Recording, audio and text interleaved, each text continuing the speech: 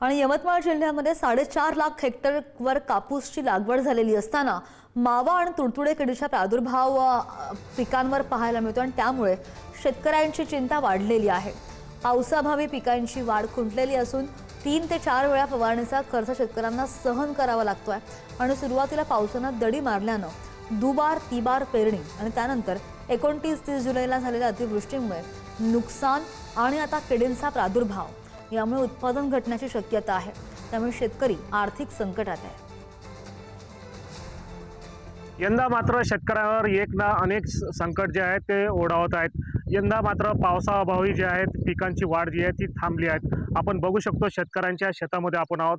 ज्या प्रकारे वाढ व्हायला पाहिजे होती ती वाढ होताना दिसत नाही आहेत। यंदा मात्र मावा तुडतुडे या किडींचा जो प्रादुर्भाव जो आहे तो मोठ्या प्रमाणात वाढत आहे। किती एकरमध्ये तुम्ही सोयाबीन पीक लावला आहे आणि सध्या कोणत्या किडीचा प्रादुर्भाव झाला आहे? हे 3 एकरमध्ये पराठी आणि तूर लावलेली आहे।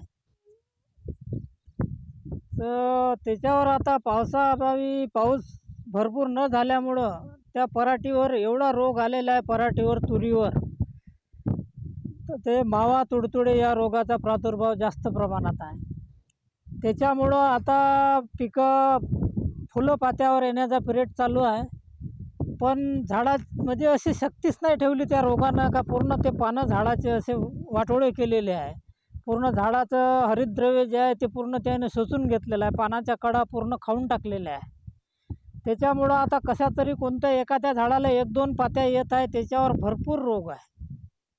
त्या रोगामुळं आता जरी भरपूर पाऊस नाही आला तर अधिक याच्यापेक्षा बरंचसं नुकसान शेतकऱ्याचं होणार आहे। सध्या किती फवारणी तुम्हाला करावं लागली सध्या का? मी 4 फवारण्या केल्या, पण 4 फवारण्या करून सुद्धा हा रोग अजूनही गेलेला नाही।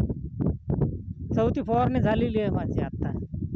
नाही तर भरपूर जर पाऊस झाला तर या रोगाला 1 ना 2 फवारण्यात मोकळा होऊन जाते। भरपूर पाऊस जरी पाण्यानं जाणारा रोग आहे हा, पण पाणी नसल्याच्यानं हा जागा धरून बसलेला आहे।